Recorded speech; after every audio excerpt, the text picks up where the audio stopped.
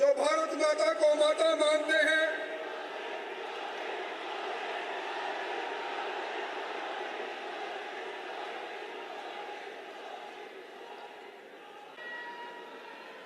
और अब समय है हमारे मुख्य आकर्षक, हिंदुस्तान के आधुनिक चाणक्य,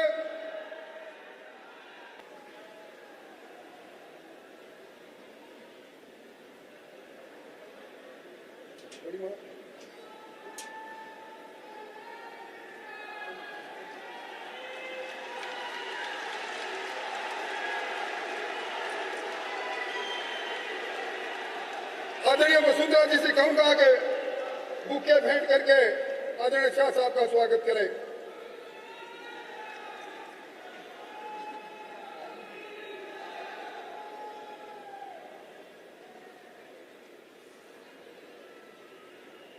इक्यावन किलो की एक बड़ी माला से मंचासी ने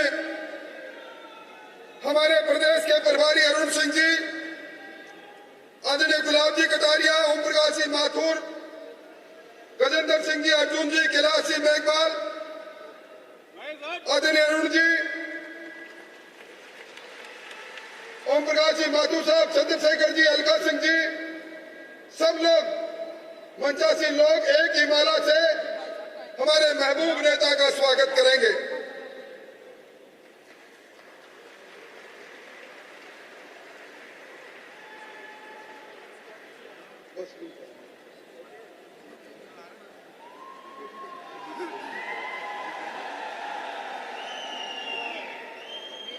और अब मैं निवेदन करूंगा, हमारे सबके लिए गर्व की बात है, और विशेष तौर पर राजस्थान जो लिंगानुपात के कारण से सर्वसार हुआ करता था, केंद्र सरकार की योजनाओं के कारण, आदरणीय मोदी जी के बेटी बचाओ बेटी पढ़ाओ अभियान के कारण से जो शानदार लिंगानुपात में परिवर्तन आया है, उसके लिए हमारे जनप्रतिनिधि, हमारे जिला प्रमुख, हमारे मेयर, हमारी वो बहनें जो अपने अपने जिले के अंदर जिला की प्रमुखता के जिला प्रमुख के तौर पर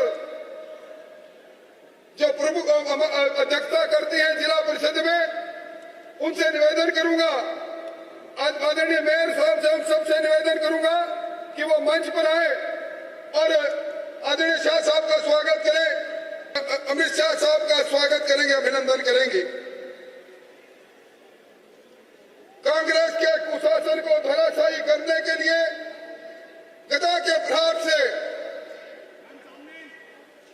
उस कांग्रेस के कुराज का अंत करने के संकल्प के लिए मैं निवेदन करूंगा हमारे प्रदेश के महामंत्री भजन लाल जी से, मदन जी दिलावर जी से, हरेंद्र जी कौशिक से, दिया कुमारी जी से कि वो गदा भेंट करके आदरणीय अमित शाह साहब का स्वागत करें, अभिनंदन करें।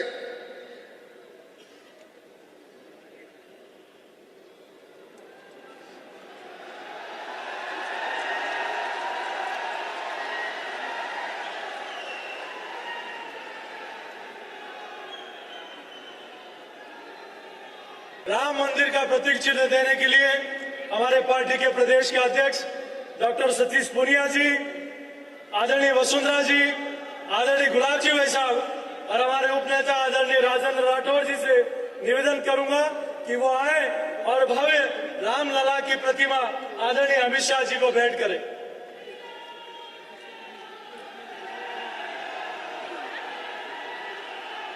जय जय श्री राम। अब मैं बाबा रामदेव की प्रतिमा भेंट करने के लिए मैं नगर निकाय, पंचायत राज और सहकारिता प्रकोष्ठ के संयोजक से आग्रह करूंगा वो तीनों आए और बाबा रामदेव की प्रतिमा आदरणीय अमित शाह जी को भेंट करें।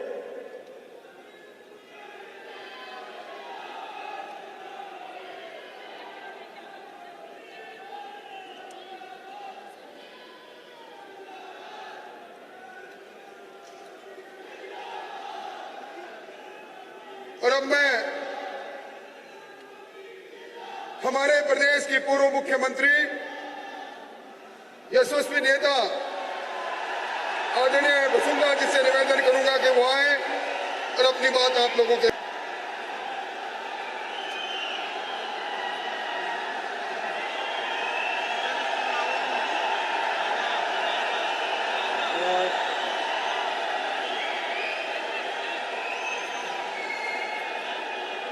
आप सबको मेरा प्रणाम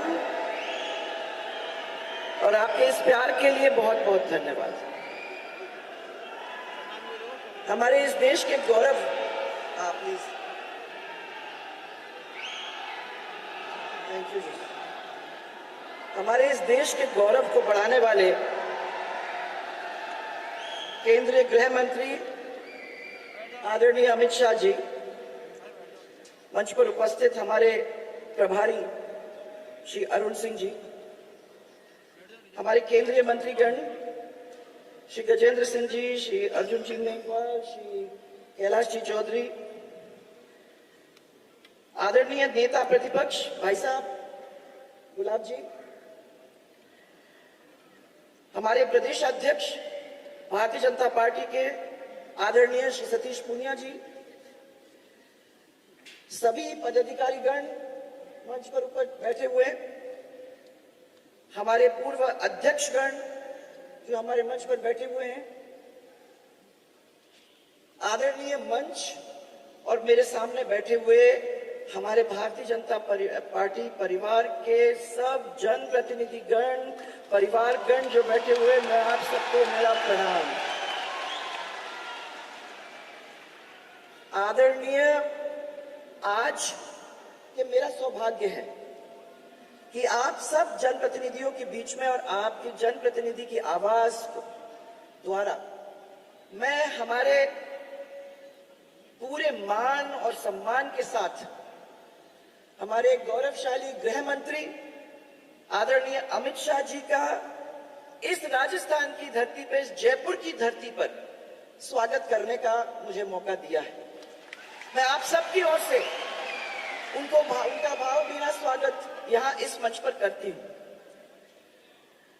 मुझे और हम सबको बहुत खुशी है भाई साहब कि आप कल जैसलमेर में बीएसएफ के 57वें स्थापना दिवस में पधारे और हमारे जवानों का उस बॉर्डर के ऊपर आपने हौसला अफजाई की, और आज उसके बाद आप हमारे भारतीय जनता पार्टी के लिए आपने उनके घरों के अंदर उनके पिता माता उनका भी इंतजाम करते हुए उनकी विधवाओं का इंतजाम किया, उनका नाम रोशन रहे, आपने स्कूल्स के ऊपर उनका नाम लिखवा दिया गया और साथ में उनके स्टैचूज बना दिए जाएं ताकि वो गांव उनको याद रखे। उसके लिए आपको और हमारी भारतीय जनता पार्टी की, मोदी जी की सरकार को, मोदी जी को हम सब लोग दिल से धन्यवाद देना चाहते हैं।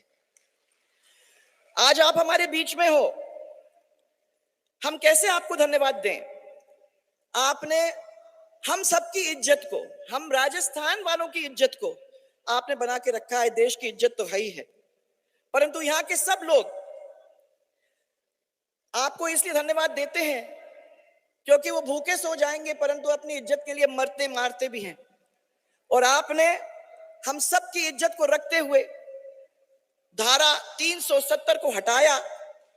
आज वो वादा पूरा किया जिस वादे के पीछे यहां कितने सारे लोग, कितने सारे परिवार के लोग यहां बैठे हुए हैं जिनने हर घोषणा पत्र के अंदर इसको पढ़ा था, सोचा था कि एक दिन होगा, परंतु कई पीढ़ियां निकल गई और उन्होंने अपने आप से नहीं देखा। इसलिए आज आपको और मोदी जी को हम धन्यवाद देना चाहते हैं कि आप लोगों ने जो वादा किया उसको इतनी तेजी से आपने उसको पूरा करके आज जम्मू और कश्मीर के अंदर शांति लाने का काम किया।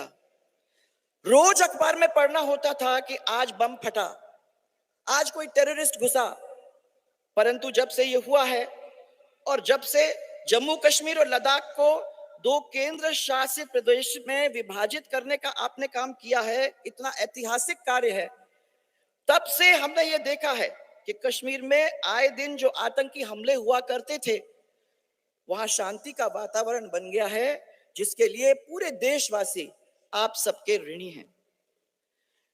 जनसंघ का जो दीपक हमारे आदरणीय पंडित दीनदयाल जी उपाध्याय, आदरणीय डॉक्टर श्यामा प्रसाद जी मुखर्जी, हमारे परम आदरणीय अटल बिहारी वाजपेयी जी और लाल कृष्ण जी आडवाणी, राजमाता साहब, भैरव सिंह जी, ऐसे ऐसे महापुरुष जिन्होंने दुनिया में उस छोटे से दीपक की रोशनी को फैलाने का काम करने की कोशिश की, आपने अपने कार्यकाल के अंदर भारतीय जनता पार्टी को देश का ही नहीं दुनिया का सबसे बड़ा राजनीतिक दल बनाकर हम सबका गौरव, हम सबको और हमारे देश को गौरव हासिल करने का मौका दिया।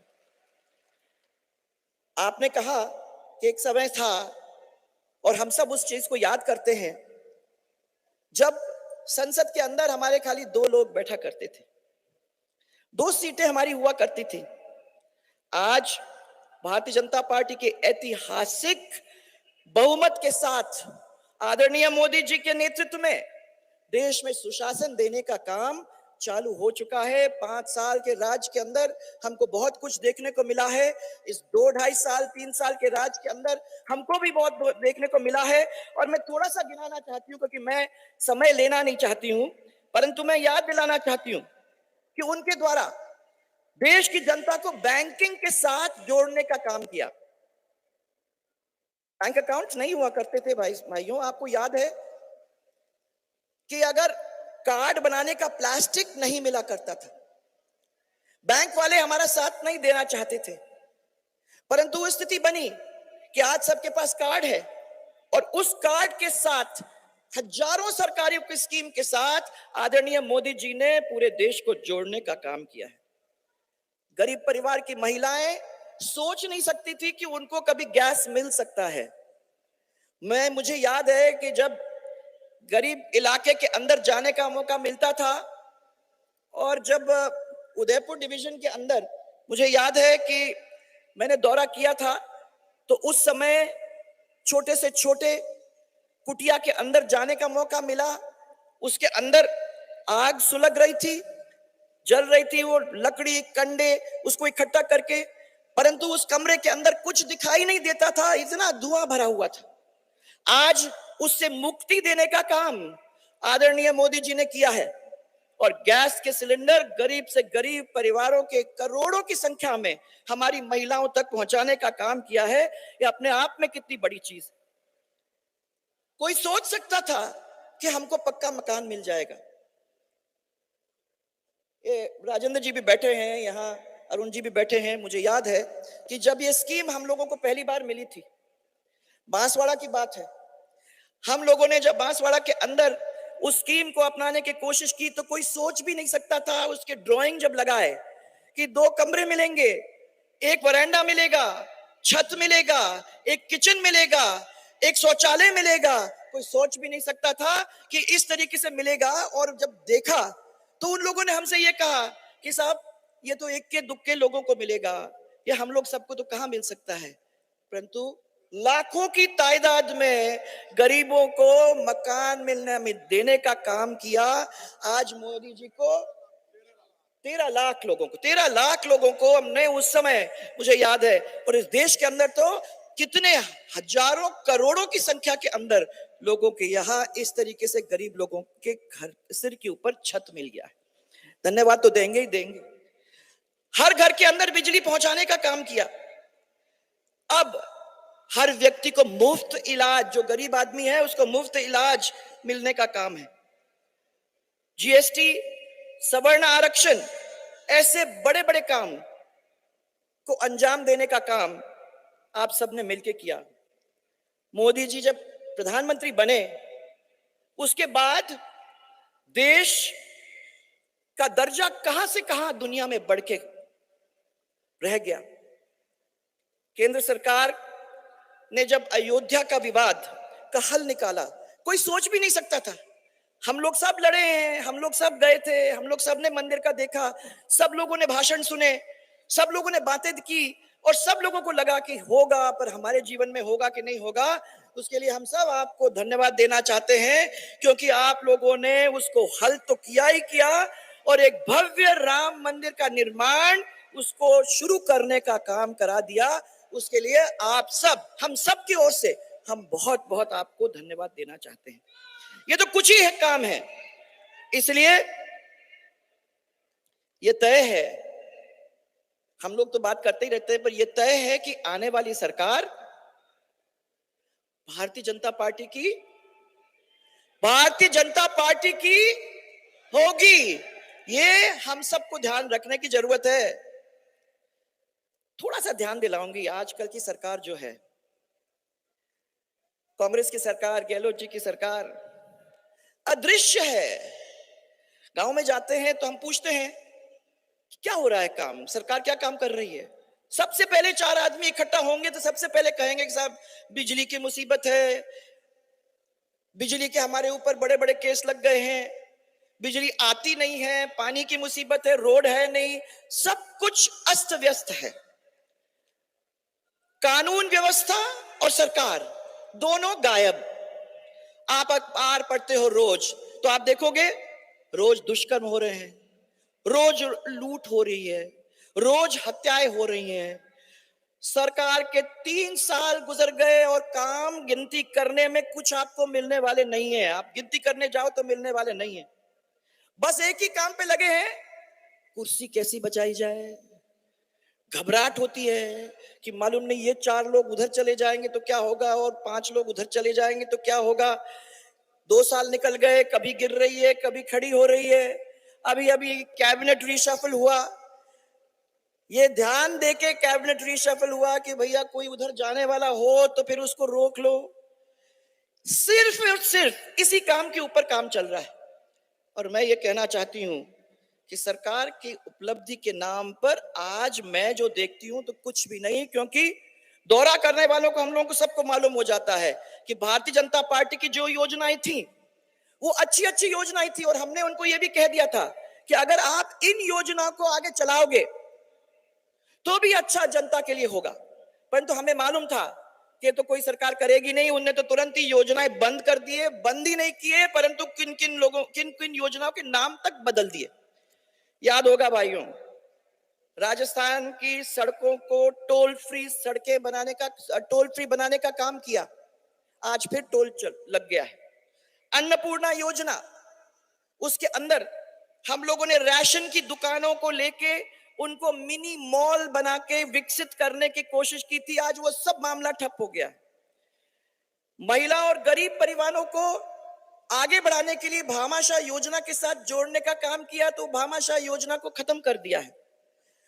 और साथ साथ स्वास्थ्य बीमा योजना थी, वो अच्छी तरह से चल रही थी, उसको भी रोक देने का काम इनने कर दिया है।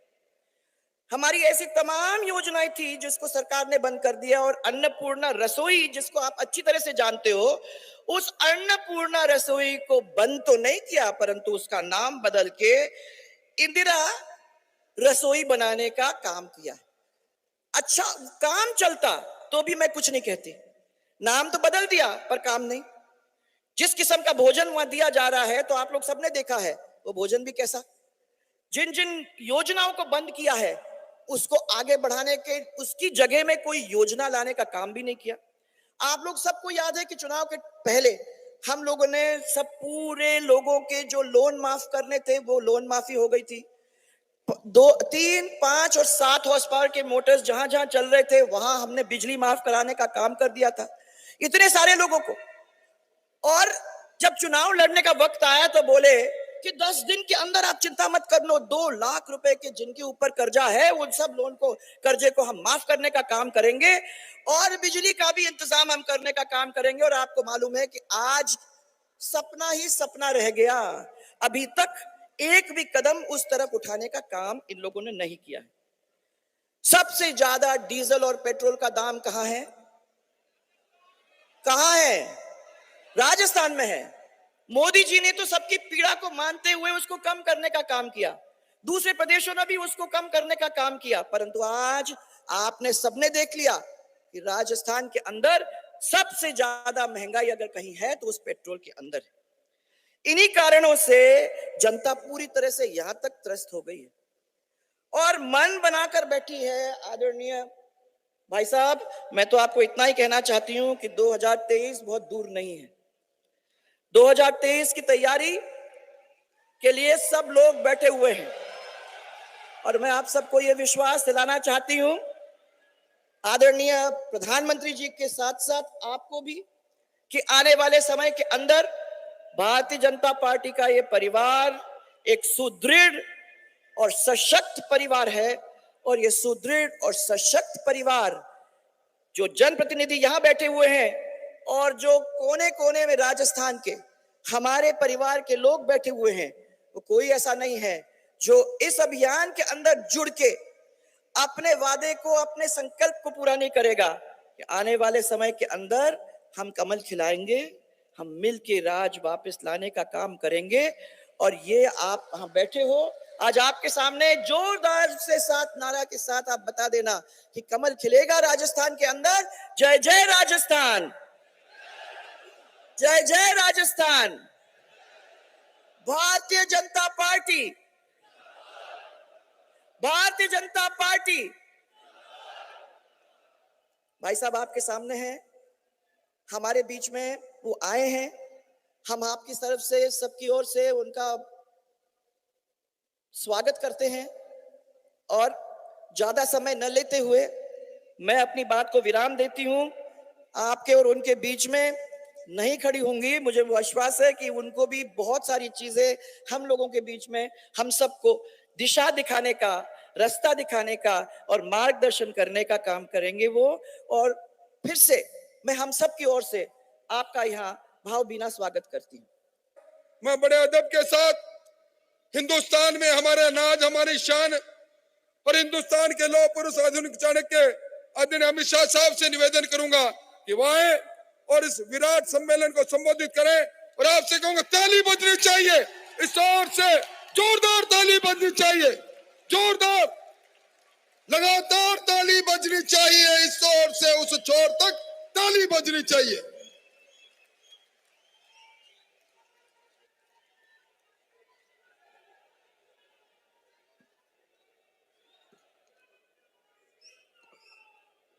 मेरे साथ बोलिए, भारत माता की।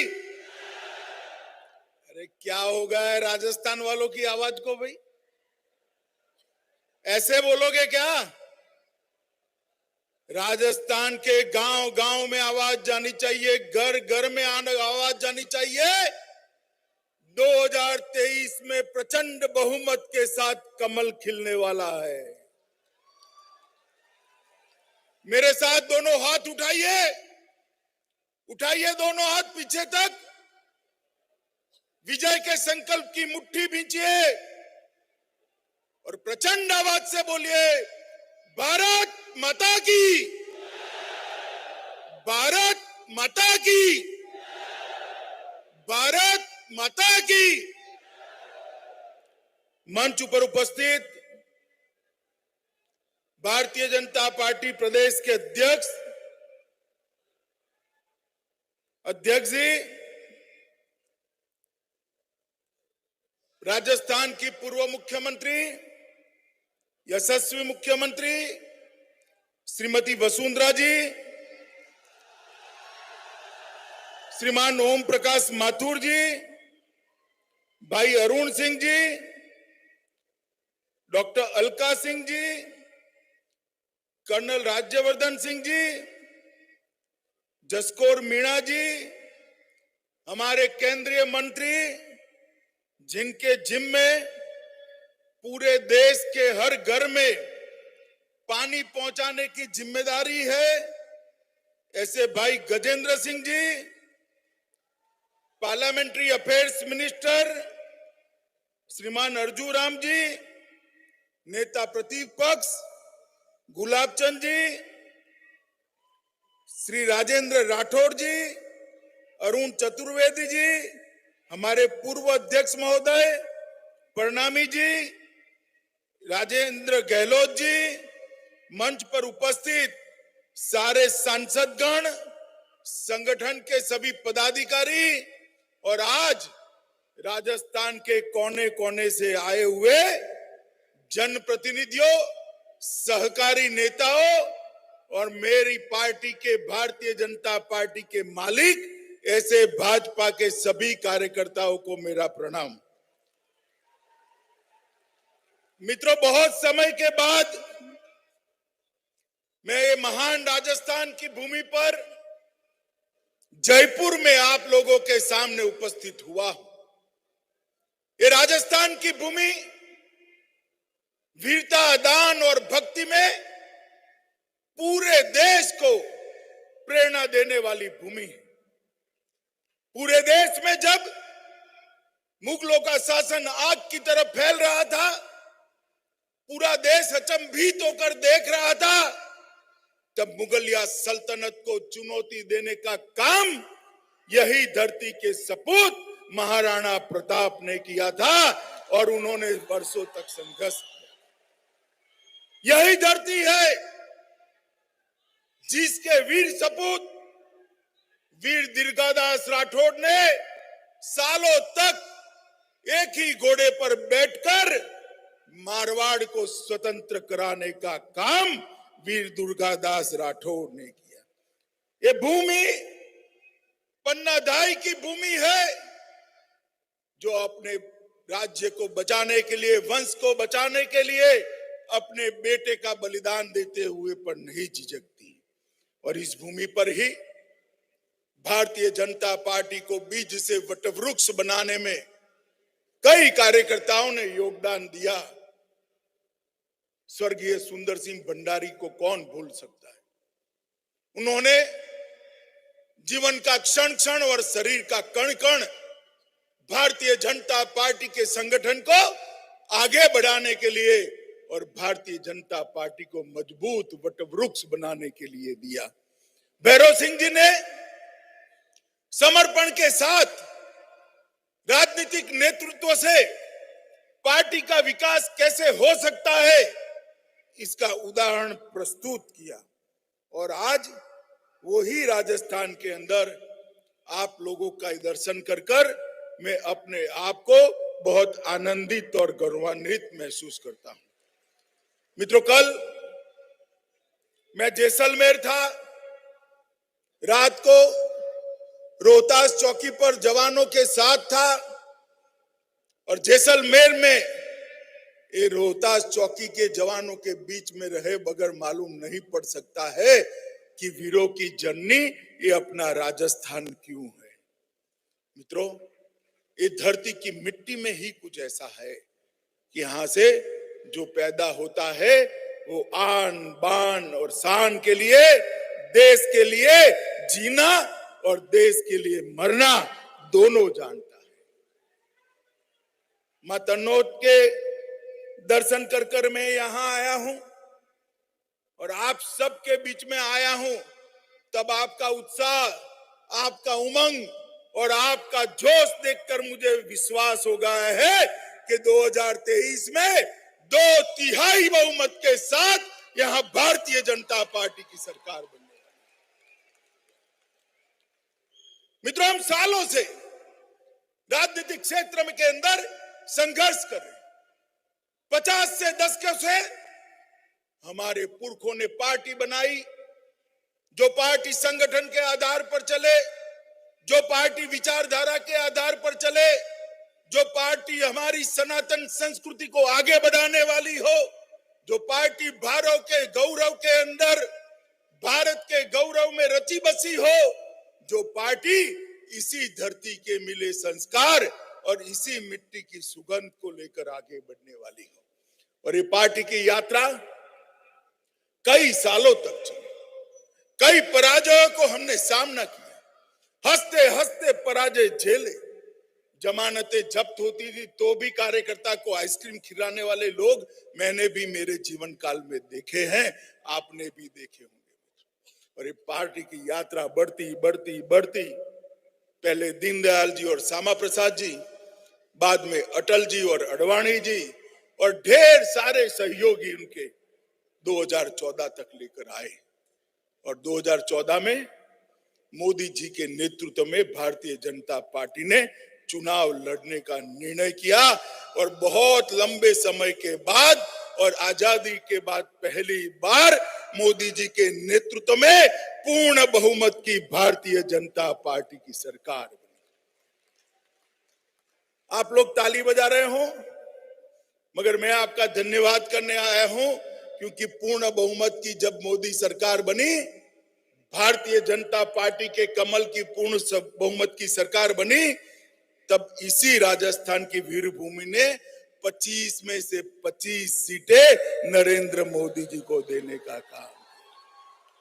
और 2019 में जब भारतीय जनता पार्टी 300 पार गई, तब भी 25 में से 23 सीटें देने का काम यही मेरे राजस्थान के लोगों ने, यही मेरे राजस्थान के प्रिय कार्यकर्ताओं ने किया था। तो मोदी जी दोनों बार प्रधानमंत्री बने, इसमें राजस्थान की जनता का आशीर्वाद का बहुत बड़ा हिस्सा है, बहुत बड़ा इसके अंदर भूमिका है।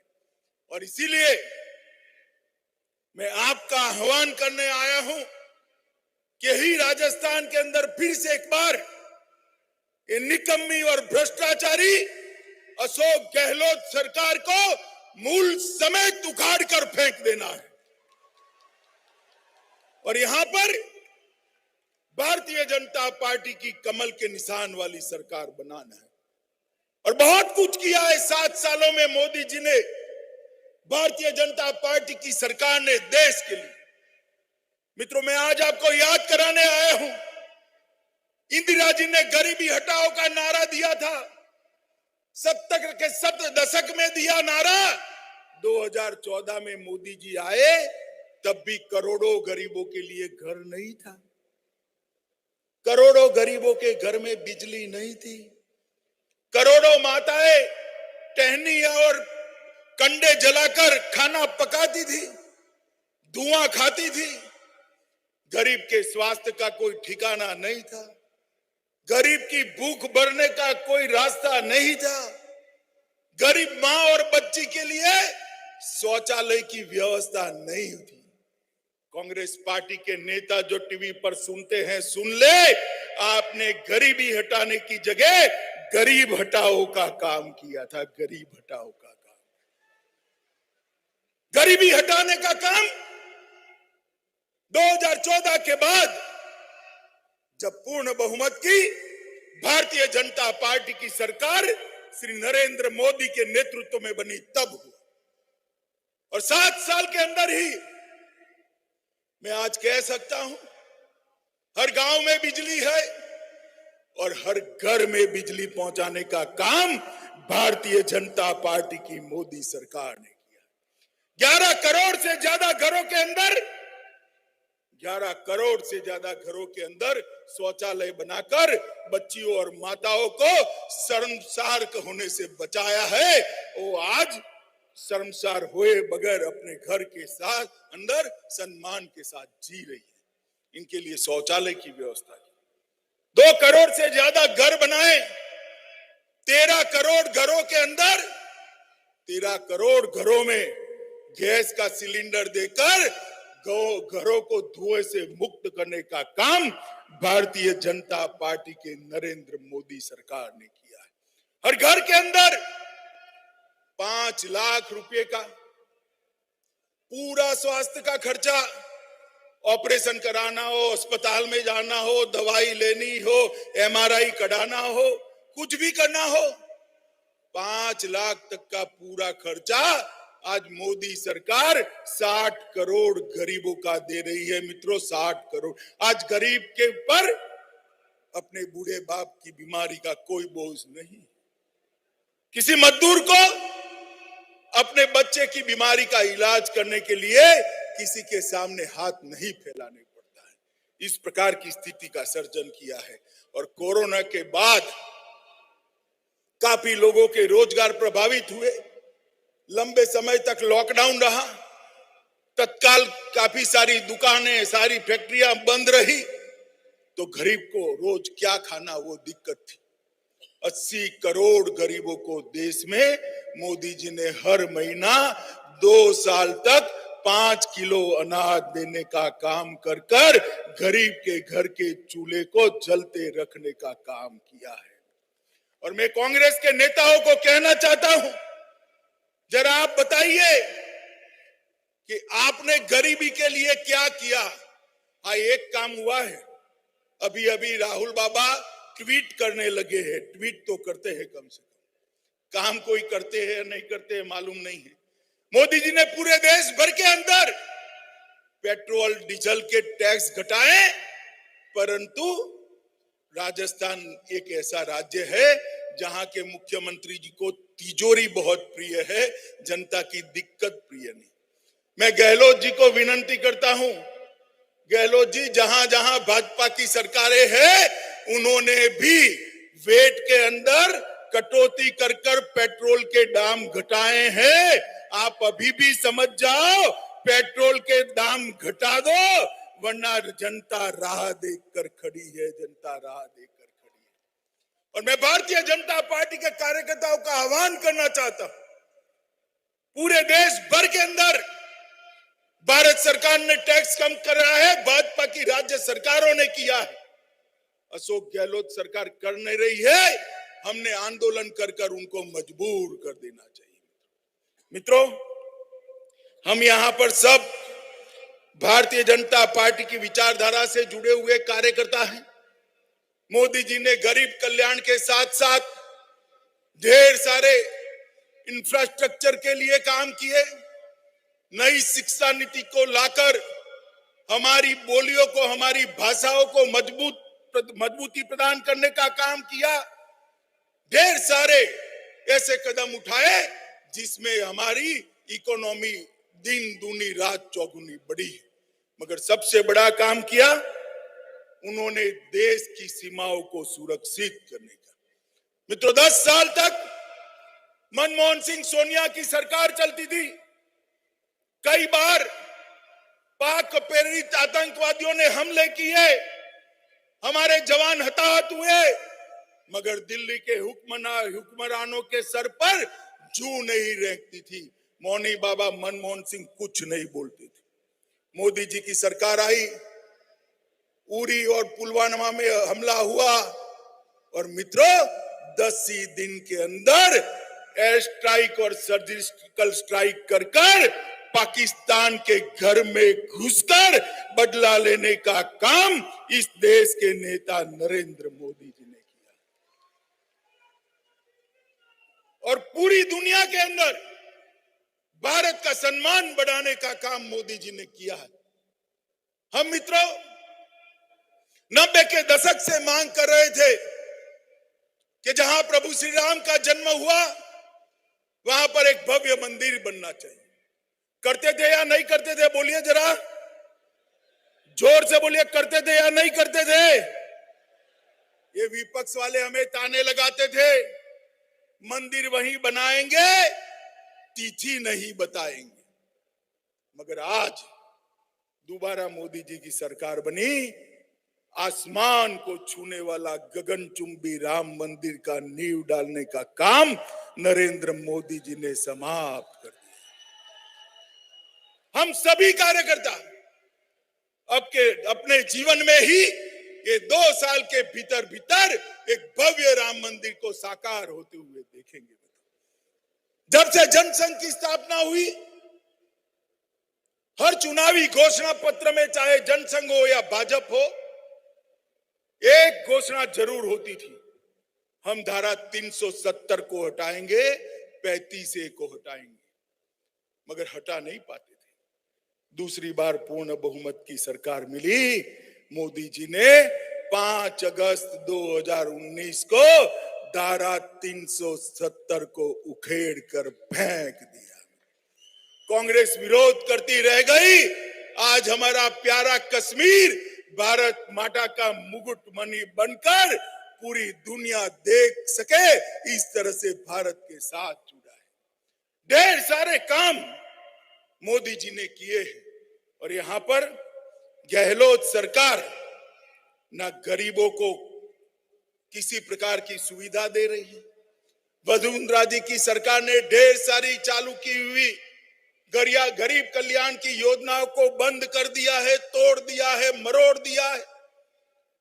ढेर सारे काम जो भारत सरकार करना चाहती है उसमें रोड़ा बनी हुई है।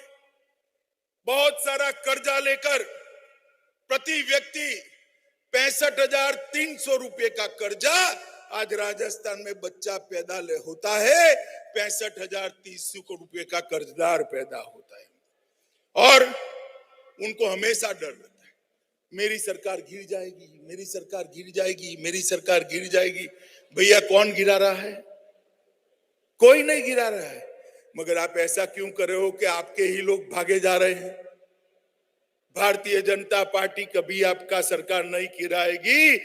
भारतीय जनता पार्टी 2023 में जनता के सामने जाकर मजबूती के साथ हमारा पक्ष रखकर प्रचंड बहुमत के साथ फिर से चुनकर यहां पर आने वाली। बैसाखियों के आधार पर चलने वाली गहलोत सरकार ने चुनाव में आने से पहले वादा किया था कि बेरोजगारी भत्ता देंगे। बहुत सारे युवा है भाई, किसी को मिला है क्या? मिला है क्या? मिलने वाला है क्या? झूठे वादे देकर ये लोग सत्ता में आए हैं, वादा पूरा करने की हिम्मत नहीं है। किसानों का ऋण माफ करने का वादा किया था। मैं पूछना चाहता हूं कांग्रेस के नेता राहुल बाबा से कि भाई आप कहते थे किसानों का ऋण 10 दिन में माफ कर देंगे, यही जयपुर में कहा था। कितने दिन हुए, क्या हुआ? आपने तो कुछ नहीं किया। मोदी जी ने देश के 11 करोड़ किसानों को हर साल 6,000 रुपया लेकर 1.5 लाख करोड़ रुपया किसानों को भेजने का काम भारतीय जनता पार्टी की सरकार ने। आप अंतरकलह के अंदर ही व्यस्त है और पूरे राजस्थान के अंदर लॉ एंड ऑर्डर की व्याख्या ही बदल। लॉ एंड ऑर्डर का मतलब होता है कानून और व्यवस्था। गहलोत जी ने इसका मतलब कर दिया है लो और ऑर्डर करो, लो और ऑर्डर करो। ये पूरी भ्रष्ट सरकार है। ट्रांसफर इंडस्ट्री लगाई हुई, इसके परिणाम स्वरूप लूट के मामलों में 40% की वृद्धि, अपहरण के मामले में 25% की वृद्धि, बलात्कार के मामले में 21% की, दलित कन्याओं पर बलात्कार के मामले में 42% की वृद्धि। मित्रों, ढेर सारे पुजारियों की हत्या हुई, मंदिर के अंदर चोरियां हो रही, मंदिर भी सुरक्षित नहीं। गहलोत साहब आपके राज के अंदर अब आप यूपी, गुजरात सब जगह जाना बंद करो, राजस्थान में रहकर कुछ सुधारो, वरना जनता सब देखती है 23 में चुनाव आने वाला है। मित्रों, कोरोना के अंदर मोदी जी ने 130 करोड़ की जनता को मुफ्त में फ्री ऑफ कॉस्ट वैक्सीन लगाने का काम किया।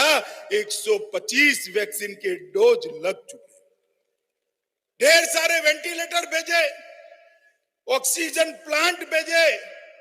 1500 वेंटिलेटर जो भारत सरकार ने भेजे थे वो रास्ता कर गए हैं। एक तो भरतपुर के निजी चिकित्सालय से मिला। बोलिए, वेंटिलेटर हमने भेजा था जनता के लिए और वो वेंटिलेटर मिल रहे निजी चिकित्सालय से। ऑक्सीजन प्लांट भेजे, वो भी शुरू नहीं कर रहे हैं। भर्ती भी बंद है, शिक्षा का बेहाल है। गहलोत साहब, आपने विकास के रास्ते पर चल पड़ा। वसुंधरा जी के नेतृत्व में जो राजस्थान था उसका बंटाधार करने का काम किया है, बंटाधार करने का। और अगर आपका दावा है कि आपकी सरकार ठीक चल रही है तो उत्तर प्रदेश के चुनाव आने वाले हैं, साथ में चुनाव करा दो, तुरंत ही मालूम पड़ जाएगा कि राजस्थान की जनता क्या करा रही। मगर हम तो चाहते हैं कि आप 23 तक का समय पूरा करें, परंतु राजस्थान की जनता का काम करें।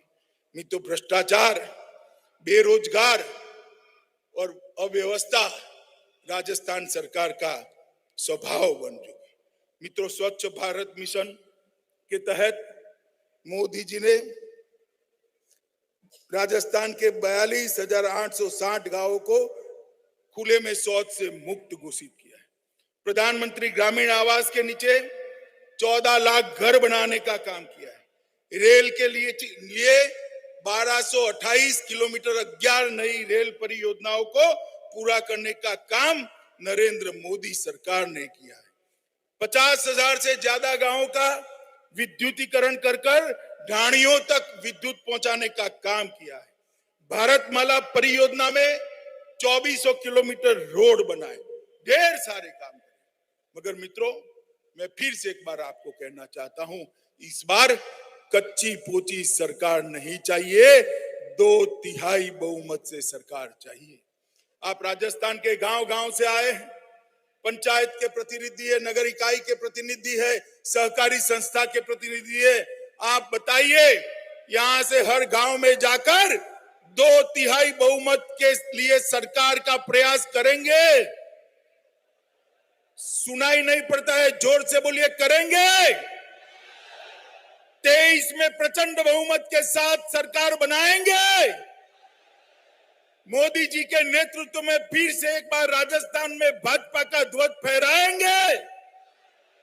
तो मेरे साथ दोनों हाथ उठाइए, उठाइए दोनों हाथ, विजय के संकल्प की मुट्ठी भींचे और प्रचंड आवाज से बोलिए, भारत माता की, भारत माता की, भारत माता की, वंदे।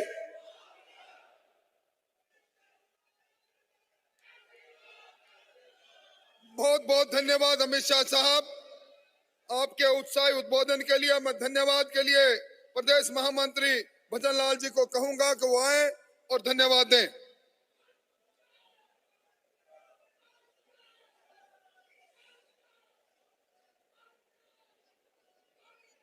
गांव-गांव, ढाड़ी-ढाड़ी से आए हमारे सभी जनप्रतिनिधिगण,